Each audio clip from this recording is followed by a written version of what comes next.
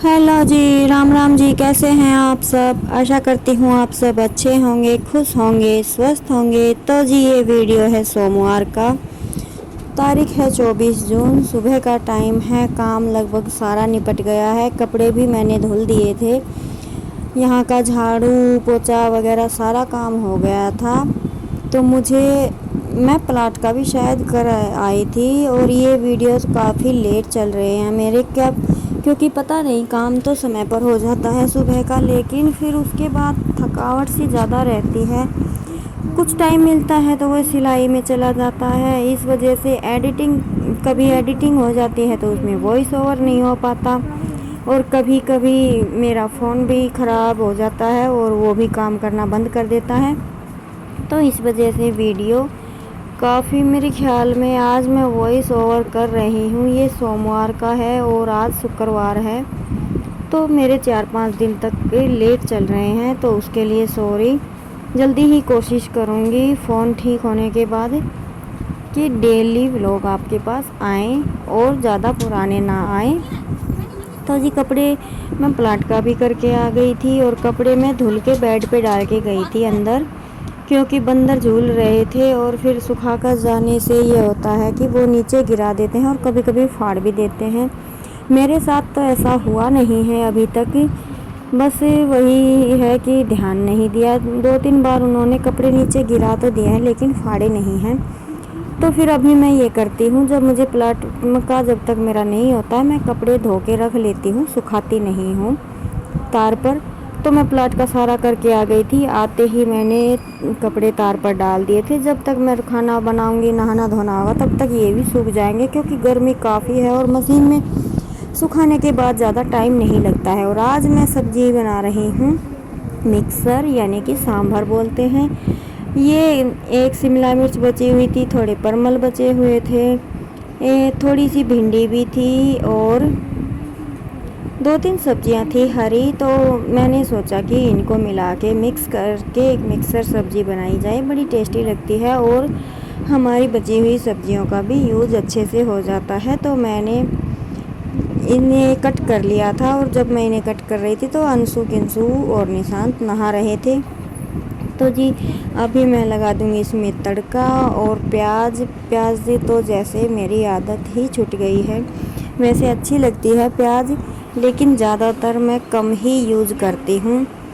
तो बस सिंपल सा अपना टमाटर का तड़का लगा दिया है, जीरे और धनिए का। और इसमें बेसिक से मसाले डाल दिए हैं, हल्दी नमक मिर्च।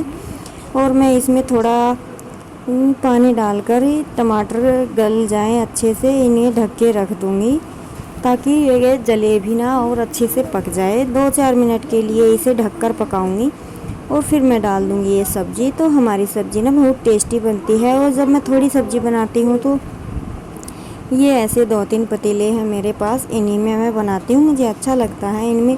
और फिर ये है कि गर्मी का मौसम है, अगर आप कुकर में सब्ज़ी बना रहे हैं कढ़ाई में, तो उसे खाली करके फ्रिज में रखना पड़ता है। और इसे मुझे ऐसा नहीं करना पड़ता। जब मैं इन पतीलों में सब्ज़ी बनाती हूँ तो इसको ऐसे के ऐसे ही उठा के फ्रिज में रख देती हूँ, तो मेरे एक साथ 2 काम हो जाते हैं।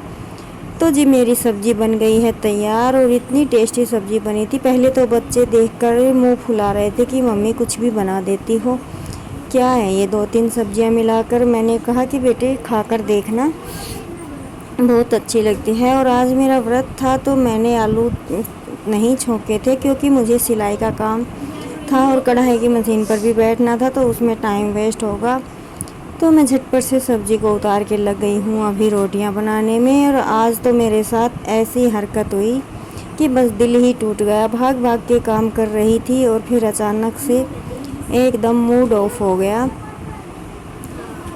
तो जी अभी तो अपनी रोटियां बनाते हैं। और 8-10 रोटियां ही बनाई थी, यानी कि इसके दादा दादी की।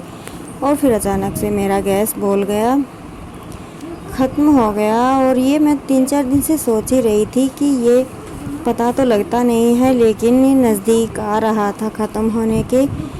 तो फिर मैंने इसके पापा को फ़ोन किया और मेरा काम ना बीच में छूट गया। इस वजह से बड़ी दिक्कत हुई। और छत पर खेल रहे थे बंदर, तो छत बाहर भी रोटी बनाना आसान काम नहीं था। तो जी ये देखिए ये क्या ट्रेजेडी हो गई आज। अचानक से बस ये रोटी मेरी पूरी सिक भी नहीं पाई और गैस ख़त्म हो गया। तो जी कोई नहीं, अभी बंदर ऊपर खेल रहे हैं, लेकिन मैं चुपचाप बस अपना चून लेकर आई हूँ और रोटी धरने का बोया। मैं बिल्कुल भी आवाज़ नहीं कर रही हूँ, आराम आराम से रोटियां सेक रहे हैं, क्योंकि अगर बंदरों ने एक बार देख लिया कि खाना बन रहा है फिर तो वो बनाने ही नहीं देंगे।